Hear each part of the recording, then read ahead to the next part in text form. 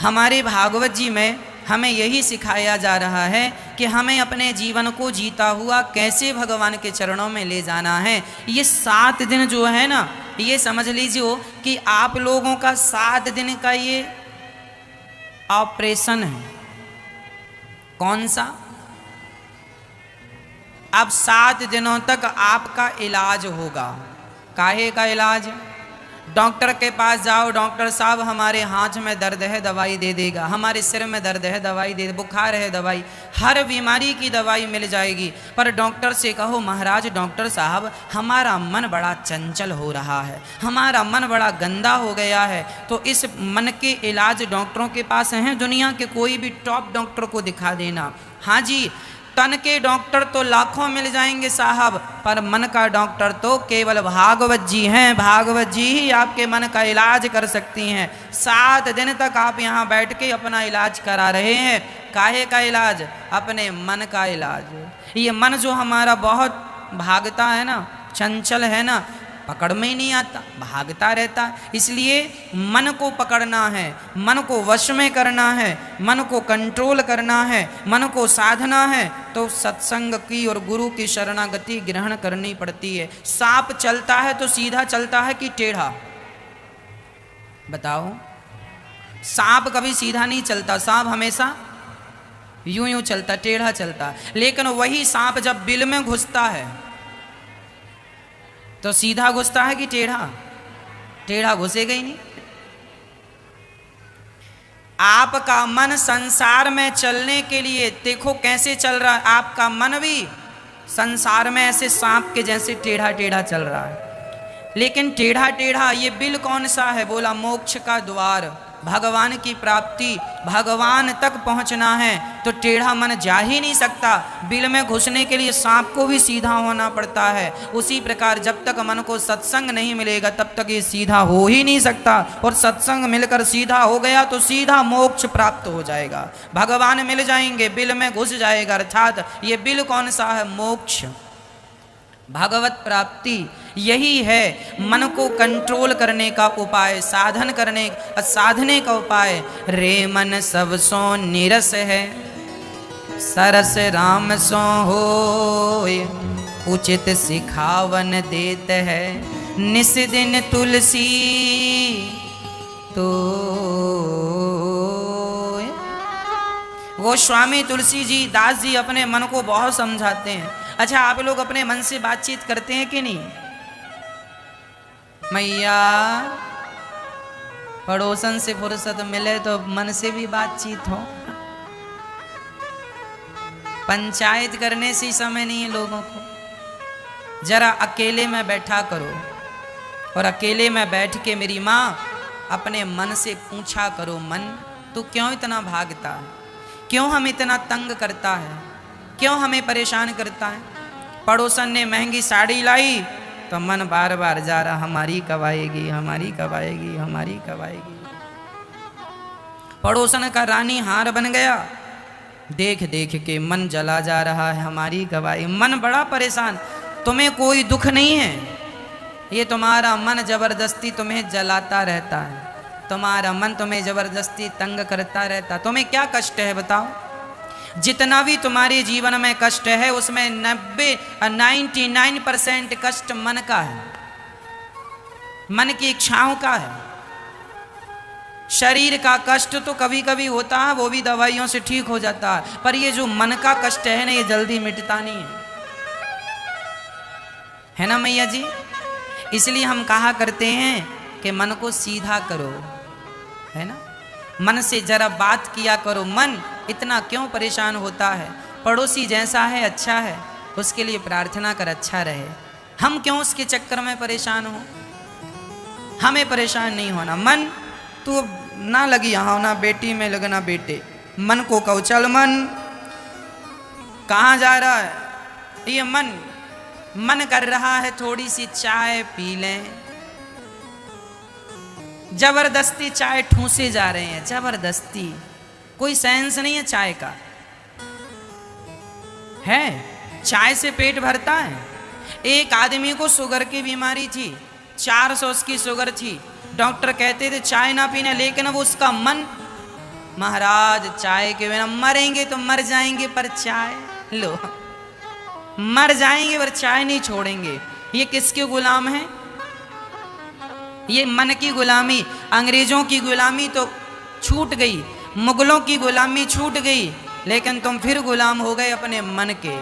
इसलिए कहता हूं मेरी माँ, वह व्यक्ति समझदार नहीं है जो मन का गुलाम है, वह व्यक्ति समझदार है जिसने मन को अपना गुलाम बना रखा। इसे गुलाम बनाओ, क्या इसकी गुलामी करना? मन की गुलामी ना करो। मन की गति है अटपटी, झटपट लखे न कोय। मन की जब खटपट खटपट खटपट मिटे तो झटपट दर्शन हो।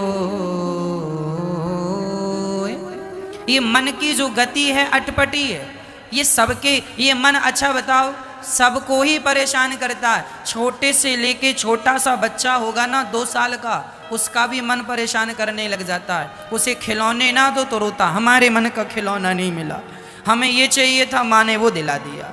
हमें टॉफी नहीं मिली, ये वाली नहीं, वो चाहिए। उसका भी देखो मन धीरे धीरे डेवलप हो रहा है, उसका भी मन हमसे परेशान, टॉफियों के लिए, खिलौनों के लिए परेशान करने लगा। मन ही तो है।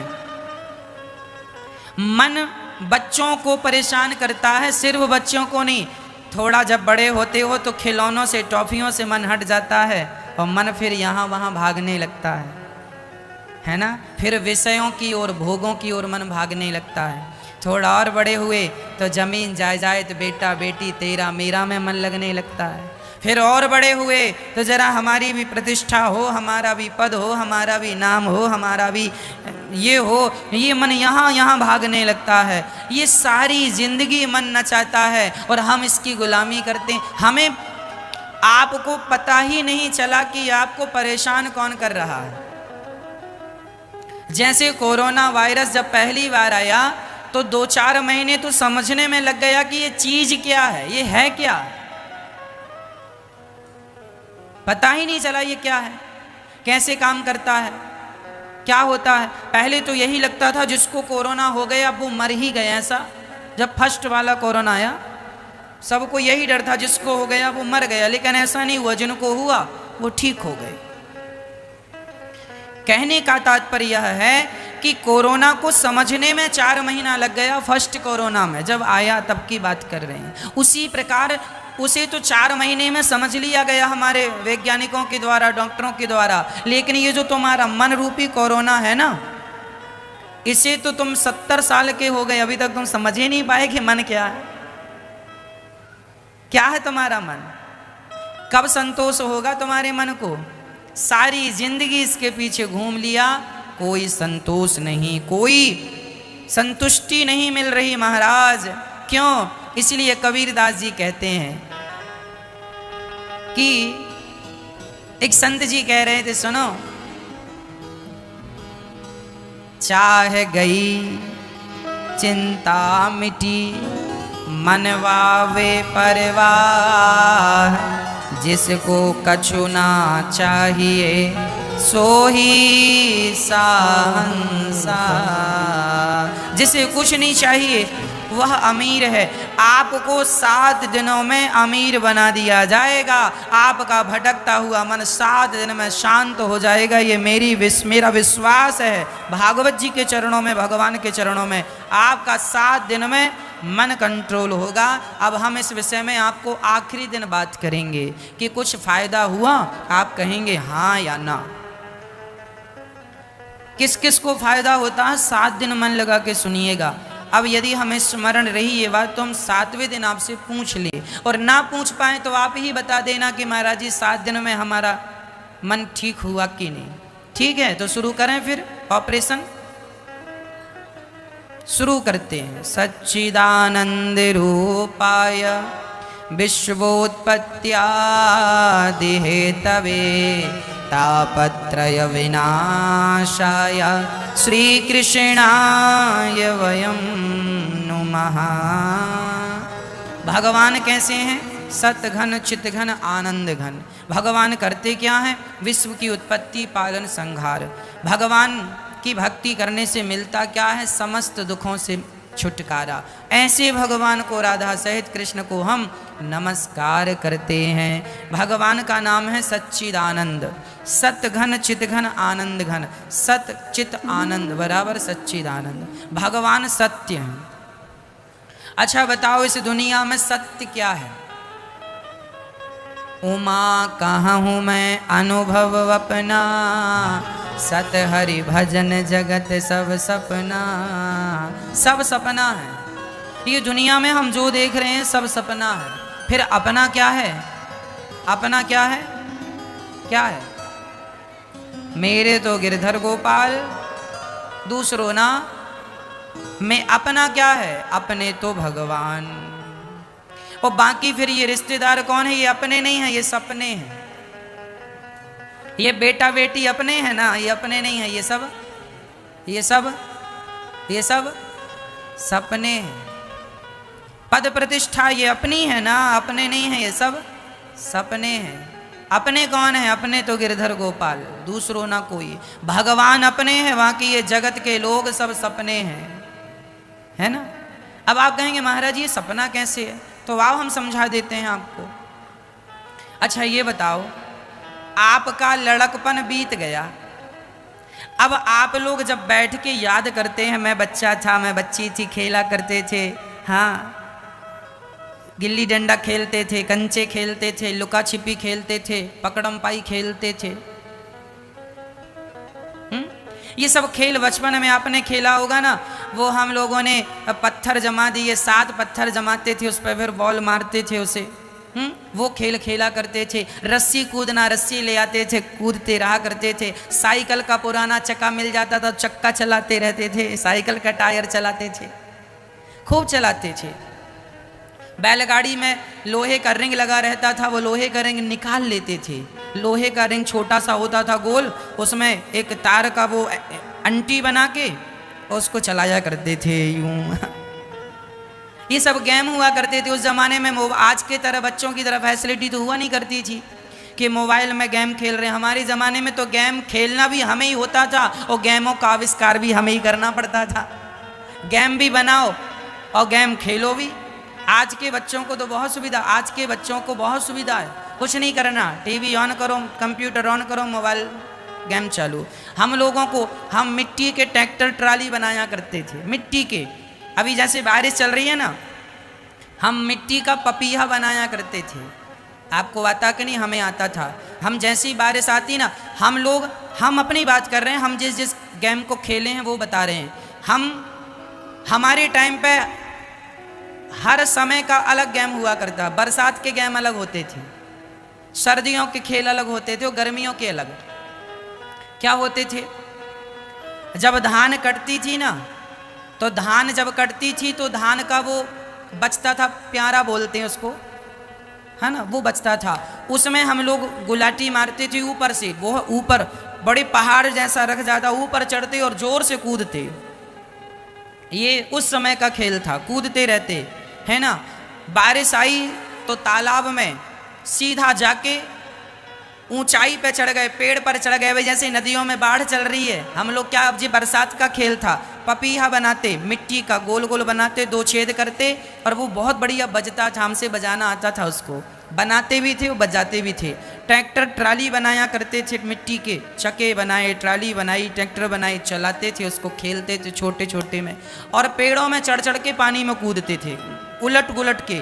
4 बार तो हवा में ही उलट जाते थे, हाँ, पूरी नदी पार कर जाते थे। हमें लगा, आज जब हम बड़े बड़े गेम देखते हैं ना, तैरना, ये तैराकी लोग तैरते हैं, हमने कहा ये सब तो हम लोग बचपन में फ्री में करके छोड़ दिए, जो ये पैसों में कर रहे हैं। खूब तैरते थे, बड़ी बड़ी नदियां तैर जाते थे। बहुत बाढ़ आती थी ना, बाढ़ में नदियों का पाट तिवल हो जाता था, 3 गुना बढ़ जाता था। वो 3 गुना पाट तैर के पार कर लेते थे। फिर ये सब गेम हुआ। हम लोग पेड़ के ऊपर रेडी खेलते थे, पकड़म पाई। किसके ऊपर? आम का पेड़ था, आम का, महुए का, जो बड़े बड़े पेड़ होते हैं ना छायादार, उन पेड़ों में चढ़ के अब पेड़ों में पकड़ते थे। चलो रेडी खेलते हैं, पकड़ो। इस जैसे बंदर कूदता है ना इस डाल से उस डाल में, वैसे ही कूद कूद के डालों डाल हम लोग घूमते थे, पकड़ने वाला पकड़ नहीं पाता, और जो पकड़ लेता था वो दाम देता था। नीचे लाठी होती थी, उसको फेंकते थे पकड़ के लाठी को, और फिर पेड़ में चढ़ फिर छू, फिर वो छूता था और पेड़ में भागते थे, चढ़ते थे, उतरते थे। कितना बढ़िया अभ्यास था, शरीर स्वस्थ रहता था, इतना मजबूत हो जाता था वो। आजकल के बच्चों का शरीर जूजू हो गया है, क्यों? कुछ नहीं काम है, घर में बैठे मोबाइल, घर में बैठे कंप्यूटर। चलो माइंड की एक्सरसाइज तो हो रही है, पर शरीर की हड्डियों की एक्सरसाइज कहाँ हो रही है? आज बच्चों की जो होनी चाहिए, हमारे ज़माने में दिन भर भागते थे भाई, दिन भर खेलते, दिन भर।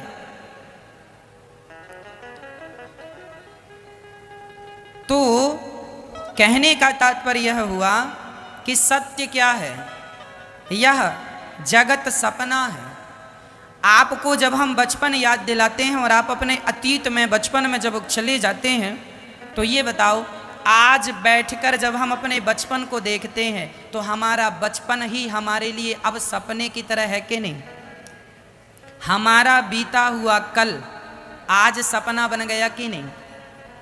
हाँ या ना? आपका बचपन आपके लिए अब सपना है। आप जो बूढ़े हो गए उनके लिए आपकी जवानी आपका सपना हो गई कि नहीं? जवान लोग अपने बचपन को सपना, वाह क्या बचपन था, वो सपने की तरह लगने लगा।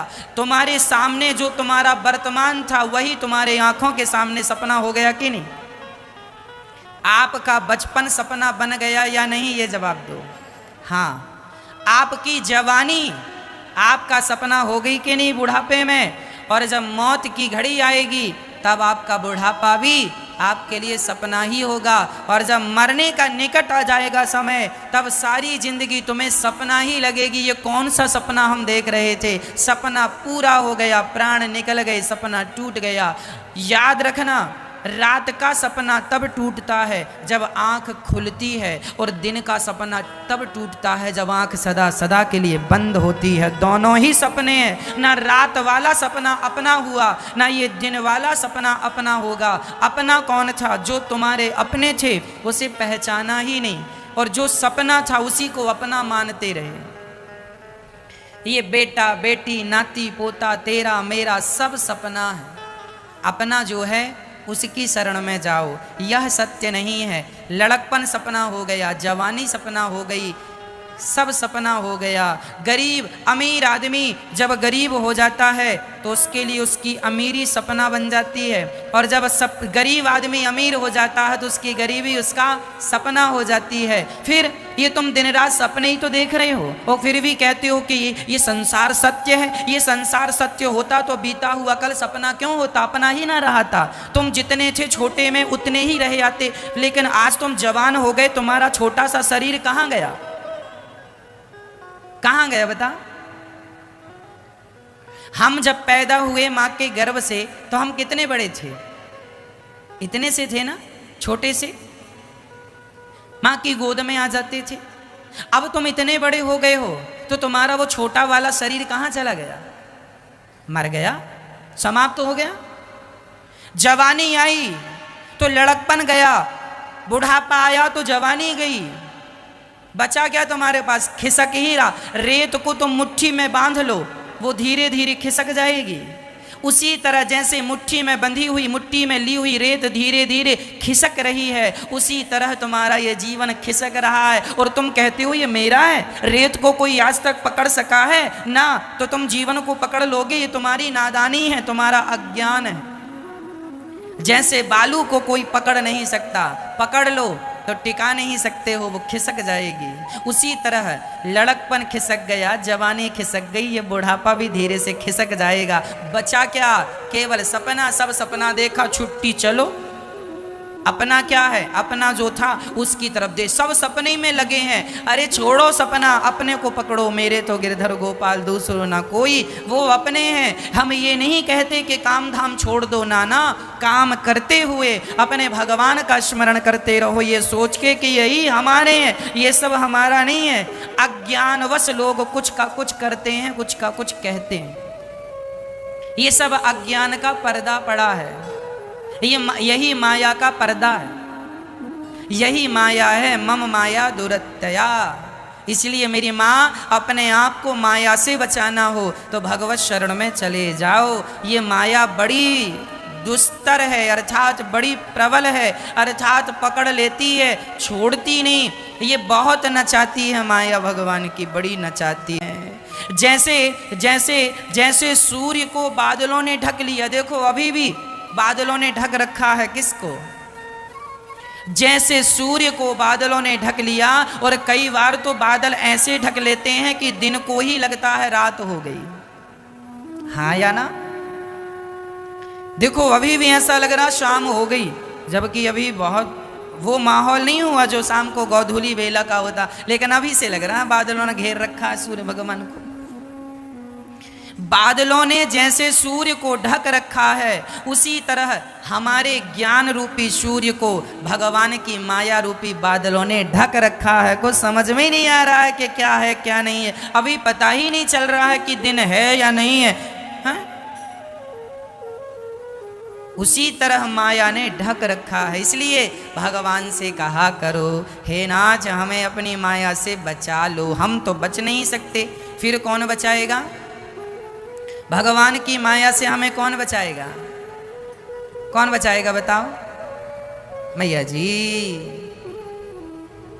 मैया जी बता दो, भगवान की माया से हमें कौन बचाएगा? जिसकी माया है वही बचाएंगे, अर्थात भगवान। इसलिए भगवान से कह दो, नाथ हम आपके हैं और आप ही हमें अपनी माया से बचाओ। वो कृपा करेंगे तो बचा लेंगे। कभी जटायु जी मिले तो पूछ लेना कि मांसाहारी पक्षियों पर भी भगवान की कृपा हुई है। कभी विभीषण जी मिले तो पूछ लेना कि दुश्मन के भाई को कोई गले लगाता है, पर राम जी ने गले लगाया। कितनी करुणा है मेरे भगवान में, इसलिए उनकी शरण हम सबको ग्रहण कर लेनी चाहिए। तो भगवान ही सत्य हैं, ईश्वर ही सत्य हैं, ईश्वर ही चित मीन्स प्रकाशवान, ईश्वर ही आनंद के सागर, जो भगवान विश्व की उत्पत्ति पालन संहार, ऐसे भगवान को हम नमस्कार करते हैं। यम प्रव्रजंत मनुपेत मपेत कृत्यम द्वैपायनो विरह कातरया जुहाव पुत्रेति तन्मयतया तरिवोऽभिनेदुस्तं सर्वभूत हृदयं मुनिमान तोष्मि।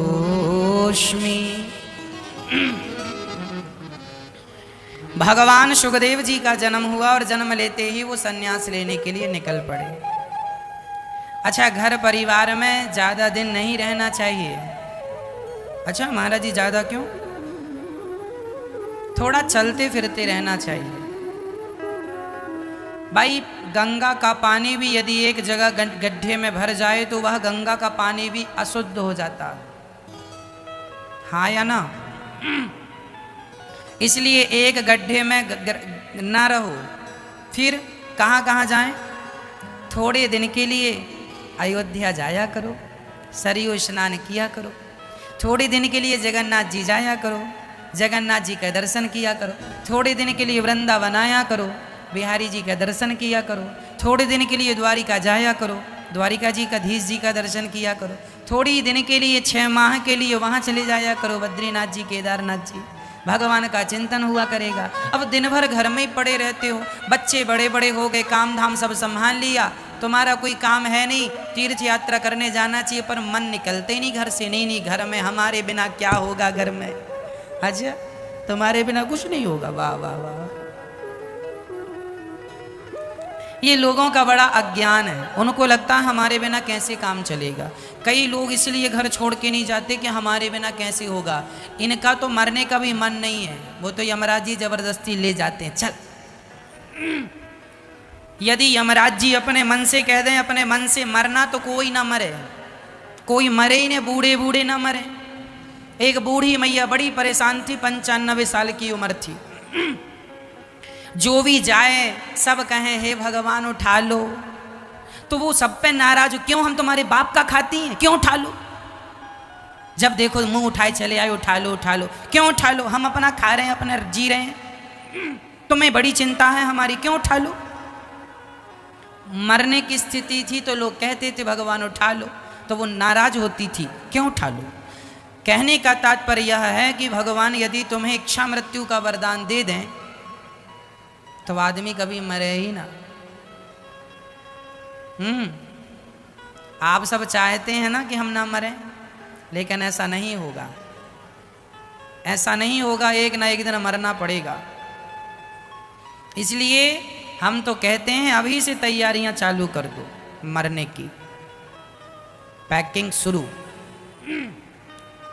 पुण्य पैक कर लो, अच्छाइयाँ पैक कर लो, हाँ जो बुराइयां हैं उन्हें निकाल निकाल फेंक दो, यही तैयारी है।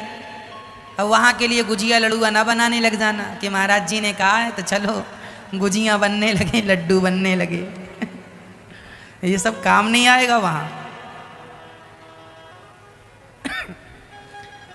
तो भगवान के यहाँ जाना पड़ेगा, यह सत्य है। इसलिए सुखदेव जी बचपन से ही सब छोड़कर चले गए। हमें भी थोड़ा थोड़ा मन घर से हटाना, अभी से देखो अभ्यास बनेगा तो मन हटेगा, अभ्यास नहीं बनेगा बिल्कुल नहीं हटेगा मन। इसीलिए तीर्थ यात्रा बनाई गई है, इसीलिए तीर्थ बनाए गए हैं कि एक एक माह के लिए भी तीर्थों में गए, 15-15 दिन के लिए भी, तो 15 दिन के लिए बच्चों से मन हट गया, तो यह एक अभ्यास है, मन को हटाने का यह अभ्यास है। अभी तक तुम नाती पोता घर में ही लगे रहे, अब वृंदावन आए, सब छोड़ के आए हो, मन भगवान में लगाओ, और फिर धीरे धीरे ऐसे अभ्यास बढ़ाना कि धीरे धीरे ये सब जंजाल छूटता चले। इसी से हम सबकी गति है। सुखदेव भगवान कहते हैं हमें उलझना नहीं है, हम निकल पड़े। पिताजी चिल्ला रहे हैं, पुत्र पुत्रेति तन्मयतया तर्वोभिने दुस् तम सर्वभूत हृदयम मुनिमान तोष्मि। ऐसे सुखदेव भगवान जिनके सामने से, देवांगनाएं के सामने से जब गए तो उन्होंने कपड़े नहीं पहने, व्यास जी को देखकर कपड़े पहन लिए। कन्याओं को देखकर व्यास जी ने कहा क्यों हमारा जवान बेटा गया तुमने कपड़े नहीं पहने, हम बुढ़े को देखकर कपड़ा पहनती हो। तब कहा कि ना, आपका बेटा इस सृष्टि में ऐसा है जिसे पता ही नहीं कि स्त्री पुरुष क्या है, आपको तो पता है। मतलब ब्रह्मा जी की सृष्टि में सुखदेव भगवान ऐसे हैं जिन्होंने काम और क्रोध को जीत लिया है, कोई वासना नहीं है। इसलिए ऐसे सुखदेव भगवान को नमस्कार करते हैं।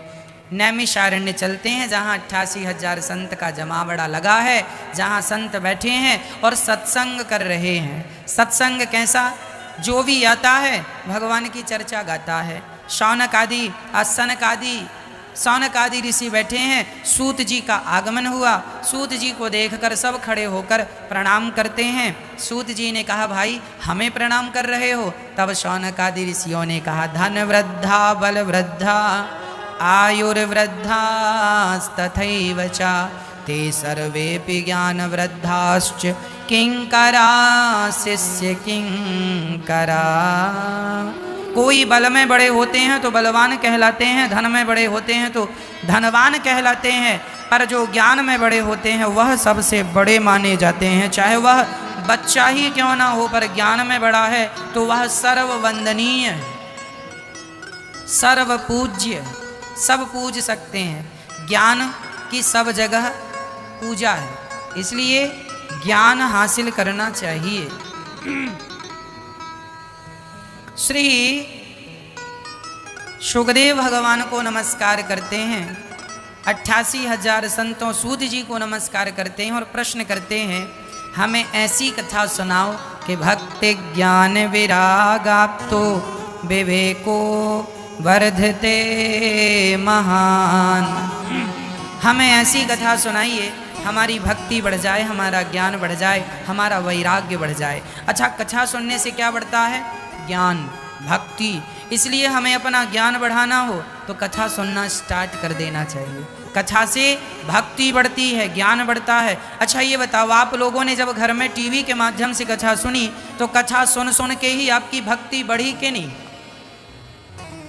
बढ़ी ना। तो कथा ही तो भक्ति बढ़ाती है, भक्ति ज्ञान विराग। आप तो अच्छा केवल भक्ति नहीं मेरी माँ, आपका नॉलेज, आपका ज्ञान भी कथा से बढ़ा कि नहीं? हाँ या ना?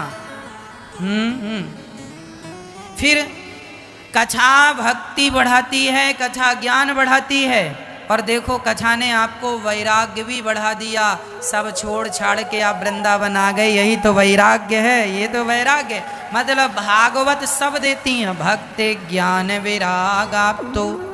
और इतना ही नहीं, विवेको वर्धते महान। अच्छा मैया ये विवेक क्या है? विवेक जानती हो? नहीं, हम बता दें। गोस्वामी जी कह रहे हैं बिनु सत्संग विवेक ना होई। ज्ञान सबके पास होता है, बुद्धि देखो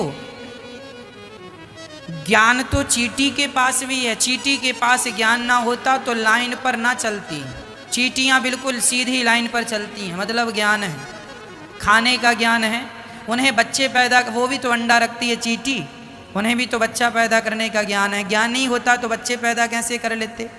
ज्ञान है। चिड़िया को भी ज्ञान होता है, वो भी घोंसला बना लेती है। किसी यूनिवर्सिटी में पढ़ने नहीं गई, इतना बढ़िया वाटरप्रूफ घोंसला बनाती है, एक बूंद पानी अंदर नहीं जाता। परमात्मा जिसे पढ़ाए उसे फिर पढ़ने की कहाँ जरूरत है? मूकम करोति वाचालम। एक होता है इंसान का पढ़ाया, एक होता है भगवान का पढ़ाया। जो भगवान का पढ़ाया होता है उसे फिर कोई नहीं पढ़ा सकता, वह सबको ही पढ़ाता है, क्योंकि उसे ईश्वर ने पढ़ाया। इसलिए सुखदेव भगवान भगवान के पढ़ाए हैं, सामान्य व्यक्ति नहीं है। तो किसी यूनिवर्सिटी में चिड़िया पढ़ने नहीं गई, पर नॉलेज पूरा है। तात्पर्य यह है कि जो व्यक्ति अपने आप को सत्संग से जोड़ देता है वह पूर्ण रूप से जो कहता है वह सत्य होता है। जो भगवान में समर्पित है वह जो कहेगा वह सत्य ही कहेगा, असत्य कह नहीं सकता। इसलिए समर्पण जरूरी है। भागवत में भक्ति भी है, ज्ञान भी है और वैराग्य भी है। ये विवेक क्या है वो हम आपसे चर्चा कर रहे थे। विवेक क्या है वो सुनिएगा। ज्ञान तो चींटी को भी है, नॉलेज तो चींटी को भी है, चिड़िया को भी है, पर उसके पास विवेक नहीं। अच्छा ये विवेक चीज क्या है? सुन लो। यह मेरी सास है, यदि बहू कहे कि यह महिला मेरी सास है तो ये बहू बुद्धिमान है। ये बुद्धि है कि आप सास के रूप में एक्सेप्ट कर रही हो। परंतु बहू कहे कि ये सास नहीं, वृद्ध तो भगवान के तुल्य है, भगवान ही इस रूप में है। जो अपनी सास को भगवान के रूप में देखे वह बहु विवेकशील बहु मानी जाएगी। जो बेटा कहे कि ये मेरी माँ है और ये मेरा पिता है वह बेटा बुद्धिमान है। बुद्धि कहती है ये मेरा पिता है, ये मेरी माँ है, पर विवेक ऐसा नहीं कहता। विवेकशील व्यक्ति ऐसी बातें नहीं करेगा। विवेक तो यही कहेगा, विवेकशील प्राणी, विवेकशील व्यक्ति कहेगा ये मेरी माता पिता नहीं, भगवान ही मेरे सामने माँ बाप के रूप में बैठे हैं। वह भगवान कहकर पुकारेगा, भगवान के दर्जे से देखेगा, भगवान की दृष्टि से देखेगा। यह विवेक, जिनका विवेक जाग जाता है वह बहुत बहुत मैच्योर हो जाते हैं, समझदार हो जाते हैं। उन्हें फिर समझाने की ज़रूरत नहीं है। जो अपना निर्णय स्वयं ले सकें और अपने निर्णय से औरों को भी आनंदित कर सकें वह विवेकशील लोग माने जाते हैं। स्वामी विवेकानंद को विवेकानंद क्यों कहते हैं? क्योंकि उनका विवेक जाग गया। विवेक जाग जाने के कारण विवेकानंद, नहीं तो उनका नाम था नरेंद्र। नाम क्या था रियल में उनका? नरेंद्र उनका नाम था विवेकानंद जी का। पर स्वामी विवेकानंद जी जब रामकृष्ण परमहंस जी से मिले स्वामी विवेकानंद जी के गुरु कौन हैं? रामकृष्ण परम हंस। स्वामी विवेकानंद जी अद्भुत छात्र थे, अद्भुत व्यक्ति थे। वह सारे ज्ञानियों के पास जा जा के कहा करते थे, क्यों तुमने भगवान को देखा? तो सब मना कर देते। स्वामी जी बोले ये गुरु बनाने के लायक नहीं है। स्वामी विवेकानंद जी बोले ये ठीक नहीं ज्ञान दे सकता, जो खुद अंधकार में है वो हमें क्या प्रकाश देगा? तो वो क्यों आपने भगवान को देखा, दर्शन किया? ना ना ना। सारे गुरुओं के दरवाजे से वो वापस उल्टे पांव आ गए। अंत में जब रामकृष्ण परमहंस के पास गए स्वामी विवेकानंद जी, और पहुंचे कब? रात्रि के लगभग 1:30 बजे। रात के 1:30 बजे दरवाजा खटखटा देते थे लोग। अब गुरु जी सो रहे हैं, रामकृष्ण परमहंस जी, और स्वामी विवेकानंद जी रात को 1:30 बजे दरवाजा खटखटा रहे हैं। गुरु जी खोलो खोलो। तुरंत गुरु जी ने दरवाजा खोला। वो भी उच्च कोटि के गुरु थे। दरवाजा खोला। कहो बेटा कहाँ से आए हो? पहली मुलाकात थी वो विवेकानंद जी की और रामकृष्ण परमहंस जी की। पहली मुलाकात थी। कहो जी क्यों आना हुआ? स्वामी विवेकानंद जी ने कहा भगवान से मिलना चाहते हैं, क्या भगवान से मिला देंगे? रामकृष्ण परमहंस जी ने तुरंत विवेकानंद जी के बाल पकड़ लिए। बाल पकड़ के बोले ये बता अब भी मिलना चाहेगा कि 10 मिनट बाद मिलाऊं? अब भी चाहेगा? अब भी मिलाता हूं, चल। खींच के ले आए। स्वामी जी बोले, विवेकानंद जी बोले गुरुदेव आपने इस विश्वास से कह दिया कि अभी मिलना चाहेगा कि 10 मिनट बाद मुझे पता चल गया कि ये विश्वास तो उन्हीं के पास होगा जिन्होंने वास्तविक में भगवान का दर्शन किया है। नहीं, ये विश्वास सबके पास नहीं है। ये विश्वास जिसके पास होगा वही तो भगवान। मंत्र जाप मम दृढ़ विश्वासा। भगवान का नाम जपते हजारों लोग हैं मेरी माँ, पर उस नाम में विश्वास गिने चुने लोगों को होता। स्वामी विवेकानंद जी चरणों में गिर पड़े। रामकृष्ण परमहंस जी ने उनके अज्ञान का अंधकार नष्ट कर दिया, और उसी दिन से उन्हें शिक्षा देकर, दीक्षा देकर उनके अंदर का विवेक जगा दिया। और जिस दिन विवेक जाग गया पूर्ण रूप से, स्वामी विवेकानंद के नाम से दुनिया जान गई। 1 0 पर, शून्य पर शिकागो में उन्होंने लेक्चर दिया था, प्रवचन दिया था। शून्य पर हमने सुना है घंटों बोलते गए स्वामी विवेकानंद जी। 36 घंटे बोले ऐसा हमने सुना। 1 0 पर, शून्य पर, खाली है, उस पर स्वामी विवेकानंद जी ने प्रवचन दिए। 36 घंटे बोले। अर्थ सारी दुनिया विवेकानंद जी के पास आकर हिंदू धर्म अपनाने लग गई। आपको पता है स्वामी विवेकानंद जी को भी जहर दिया गया था, लेकिन उन पर जहर का कोई असर नहीं हुआ, क्योंकि भगवत कृपा जा पर कृपा राम की हुई। जहर दिया मीराबाई को तो वो जहर मीरा को भी ना मार सका, जहर दिया विवेकानंद जी को उन्हें भी ना मार सका, परंतु एक कम 40 साल की उम्र में अपनी ही मृत्यु से वो चले गए। क्यों चले गए? इतनी कम उम्र में स्वामी विवेकानंद जी चले गए। प्रश्न खड़ा हुआ क्यों चले गए? और जीना था। स्वामी जी ने कहा जिस उद्देश्य के लिए आया था धरती में वो पूरा हो गया। अब पूरा हो गया कार्यक्रम तो जाऊं, अब यहाँ रह के क्या करूं? और भी तो बहुत सारे कार्य हैं अच्छे लोगों के, यहीं बस थोड़ी काम होते हैं। अच्छे लोग तो कुछ दिनों के लिए आते हैं, आप तो उनका लाभ ले लो बस। अच्छे लोगों का आप लाभ लेते चलो। वह कम समय के लिए आते हैं, अपने ज्ञान का प्रकाश फैलाते हैं और चले जाते हैं। अब उस प्रकाश पे आप चलते रहो, उस रास्ते पर आप चलते रहो। तो विवेक जागना जरूरी है। जिसका विवेक जाग गया उसने दुनिया को दिखा दिया कि भारत क्या है। एक आदमी का विवेक जागा तो दुनिया को दिखा दिया। इसलिए कहता हूँ बुद्धि तो सबकी जागी है, विवेक जगाने की जरूरत है। और विवेक कब जागेगा? बोले बिनु सत्संग विवेक ना हुई। बिना सत्संग के भगवत दृष्टि बनेगी ही नहीं, भगवत भाव बनेगा ही नहीं।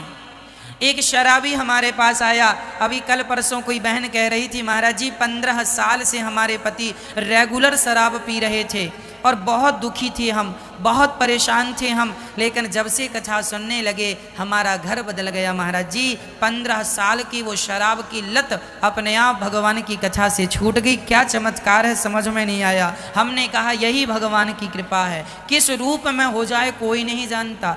एक मैं गारंटी लेता हूँ, मेरी माँ कितना भी बड़ा शराबी हो उसे 7 दिन के लिए कथा में बिठाल दो, जिस दिन से वो कथा में बैठेगा, कथा ध्यान से सुनेगा, कर समझ लेगा, तो मैं विश्वास दिलाता हूँ कि वह शराब की लत से छूटकर वह एक अच्छा व्यक्ति बन जाएगा, एक अच्छा समाज सेवी बन जाएगा, उसके अंदर विवेक जाग जाएगा।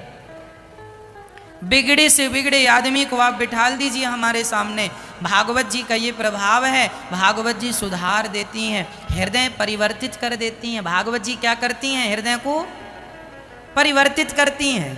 आप कितना बढ़िया हृदय परिवर्तित, अपना आप गलत रास्ते पर है ना, पर भागवत सुन लीजिए, आप अपने आप सही रहा, आपको पता ही नहीं चलेगा मैं कब आ गया। अभी मुझे एक मैया बता रही थी कि महाराज जी मुझे कोरोना हो गया था, डॉक्टरों ने मना कर दिया था, बोले 19 और 20 इन्फेक्शन चला गया था, 20 पार कर जाता था इन्फेक्शन तो वो मृत्यु के करीब था, उसे बचाना डॉक्टरों के बस में नहीं था। मैया मुझे बता रही थी कल या परसों, पता नहीं वो यहाँ बैठी हैं कि नहीं, तो वो मैया कह रही थी महाराज जी मैं बिल्कुल, डॉक्टरों ने कह दिया था मर जाएंगी, अब इसे बचाया नहीं जा सकता, इन्फेक्शन ज़्यादा है, कोरोना बहुत ज़्यादा है। तो मैं घर आई और घर में एक कमरे में बंद थी। हमने अपने बच्चों से कहा कि हमें बस कथा लगा दो, 2:30 से 6 बजे तक कथा चलती थी, तो उसे लग रहा था मरना तो है ही, कथा सुनते चलें। तो उसने कथा सुनी और देखो भगवान की कथा का चमत्कार, जिनके नाम के बल पर पत्थर नहीं डूबे उनका भक्त भला कैसे डूब जाए। कथा का आश्रय लिया, 2 दिन तक वह बेहोश सी रही मैया, पर कथा 2 दिन की सुन के 3रे दिन की कथा जब सुनी, कहती हैं महाराज जी मैं तो केवल आपका धन्यवाद, 2 दिन पहले आई, महाराज जी मैं आपका धन्यवाद देने आई हूँ, मेरे प्राणों की रक्षा तो भगवान की कथा ने की, मैं बच गई और देखो आज आपके सामने आई। डॉक्टरों ने मना कर दिया था पर मैंने कथा का आश्रय लिया तो देखो मैं बच गई। मुझे भूख भी लगने लगी, प्यास भी लगने लगी और धीरे धीरे फिर कोरोना ठीक हो गया, मैं बिल्कुल नेगेटिव हो गई, रिपोर्ट नेगेटिव आई और मैं स्वस्थ होकर आज मैं धन्यवाद देने आई हूँ। मुझे नहीं पता कि भागवत जी डॉक्टर हैं कि नहीं, लेकिन ये ज़रूर पता है कि डॉक्टरों को बनाने वाले भगवान इस भागवत जी में समाये हैं। इस दुनिया को बनाने वाला परमात्मा इसमें समाया है। वह परमात्मा चाहे तो सब कुछ हो सकता है। Nothing is impossible, everything is possible. क्या संभव है भगवान के लिए? इसलिए भगवान पर विश्वास रखना, वो विश्वास भगवान टूटने नहीं देंगे, ये मेरा विश्वास है। मैं कुछ नहीं जानता, मैं केवल भगवान पर विश्वास करना जानता हूँ। यदि मैंने विश्वास किया है भगवान पर तो भगवान का धर्म है कि वो मेरे विश्वास की रक्षा करें। ये यथा माम प्रपद्यन्ते तांस तथैव भजाम्यहम्, भागवत जी में लिखा है योगक्षेमं वहाम्यहम्, जो मेरी भक्ति करता है, जो मुझ में समर्पण कर देता है, उसकी रक्षा करना मेरा धर्म होता है। आपको क्या लगता है रावण ने, मेघनाथ ने जब लक्ष्मण जी को शक्ति मारी तो लक्ष्मण जी को शक्ति लगी? आपको ये सब वाक्य पता है, लेकिन आपको ये बात कम लोगों को जानकारी है कि रावण ने जो शक्ति लक्ष्मण जी को मारी थी वो शक्ति लक्ष्मण जी को नहीं मारी थी, वह शक्ति मेघनाथ ने विभीषण को मारी थी। अरे विभीषण को? हाँ, रावण और मेघनाथ दोनों चाहते थे कि विभीषण मर जाए, क्योंकि विभीषण के पास ही लंका का सारा राज था ना। आज भी कहावत कहते ना, घर का भेदी लंका ढाहे, आज भी तो कहावत है। विभीषण के पास लंका की पोल थी। कुंभकर्ण, रावण और मेघनाथ की कमजोरी किसके पास थी? विभीषण। तो मेघनाथ ने जो शक्ति चलाई वो लक्ष्मण जी के लिए नहीं चलाई थी, एक्चुअली वह शक्ति उसने विभीषण के लिए चलाई। फिर लक्ष्मण जी को लगी क्यों? क्योंकि लक्ष्मण जी ने देखा कि ये विभीषण को मार रहा है, यदि विभीषण मर गए तो राम पर इन्होंने विश्वास किया है और राम की शरण में जो आ गया है उसकी रक्षा तो मैं अपने प्राण देकर भी करूंगा। इसलिए लक्ष्मण जी बीच में आ गए और वह शक्ति मेघनाथ ने जो चलाई वह विभीषण को ना लग के श्री लक्ष्मण जी को लगी। लक्ष्मण जी कहते हैं मैं मरूं तो मर जाऊं, पर मेरे राम की शरण में जो आ गया है मैं उसे मरने नहीं दे सकता। उसकी रक्षा तो भगवान भी करते हैं। और श्री आचार्य जी, आचार्य कौन? लक्ष्मण जी हमारे आचार्य हैं, श्री रामानुजाचार्य। भगवान रक्षा तो करते हैं लेकिन हमारे आचार्य जन भी हमारी रक्षा करते हैं, हमारे गुरु जन भी हमारी रक्षा करते हैं। इसलिए भगवान की शरण में जाने के पूर्व हमें आचार्यों की शरण में जाना चाहिए, गुरुजनों की शरण में जाना चाहिए। धन्य हैं लक्ष्मण जी जो एक भक्त का विश्वास टूटने नहीं देते। इसलिए मैं आपसे सिर्फ इतनी प्रार्थना करता हूँ कि तुम भगवान पर पूरा विश्वास रखो, केवल विश्वास करना सीखो। यदि विश्वास तुमने पूरा किया है तो भगवान उस विश्वास को टूटने नहीं देंगे, ये मेरी गारंटी है।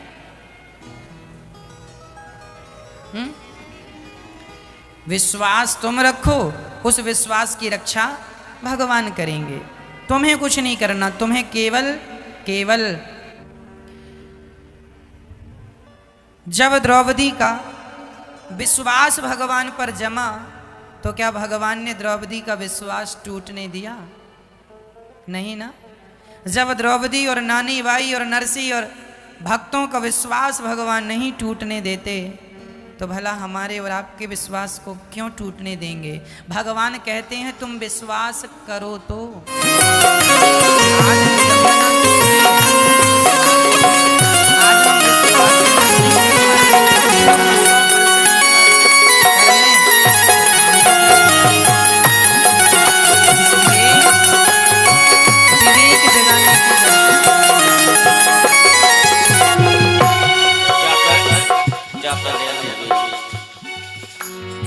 क्या वो है?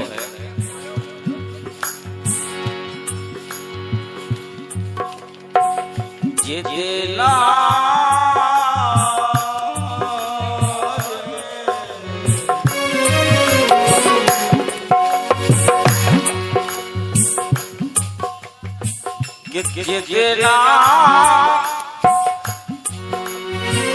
जितना से गए नहीं दिखाने, जितना से गए नहीं दिखाने।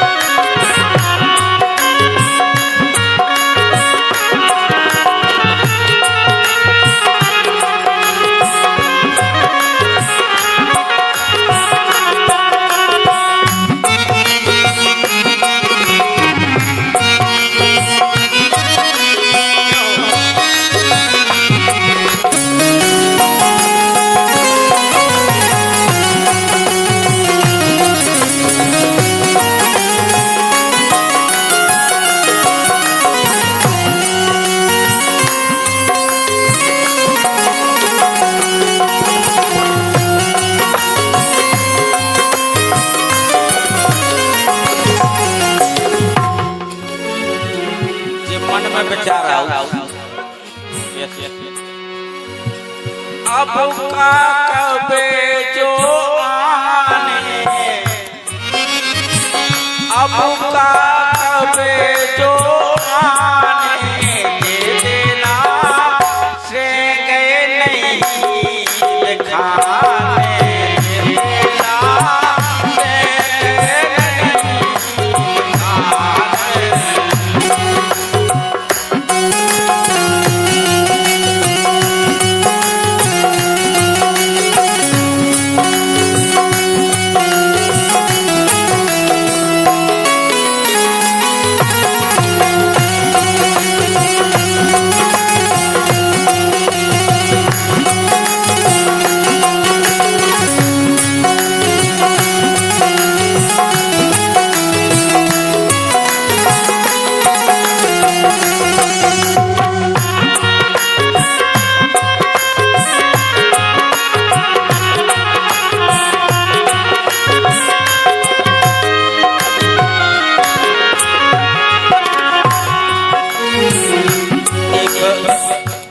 1 रुपए प्रमोद की तरफ से आए भैया जिले के धन्यवाद।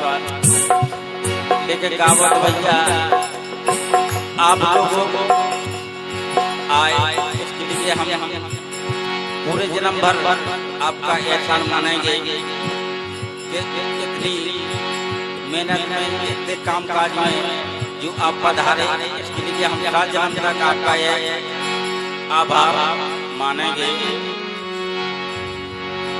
का तो नहीं पा रहे लेकिन हम इतनी कहता कर रो रो के हाँ रो रो के नदियाँ बिताई रो रो के नदियाँ बिताई बेदर्दी तोरी पतिया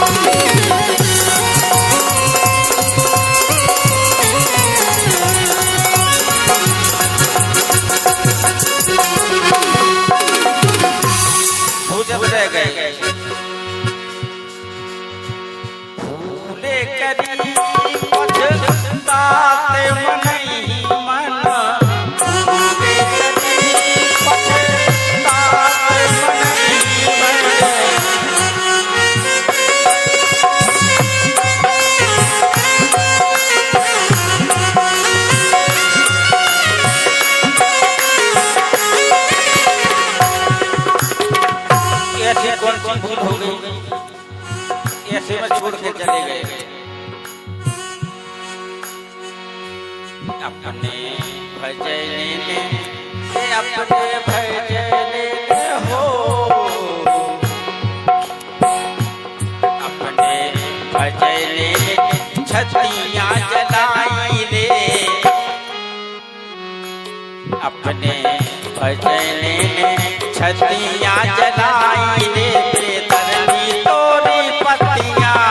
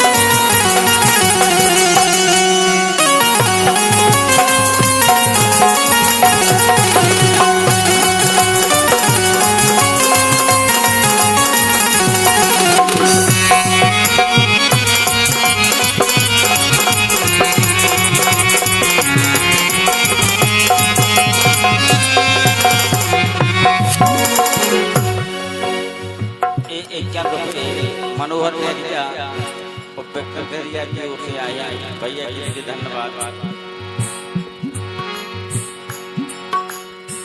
जब याद आए बहुत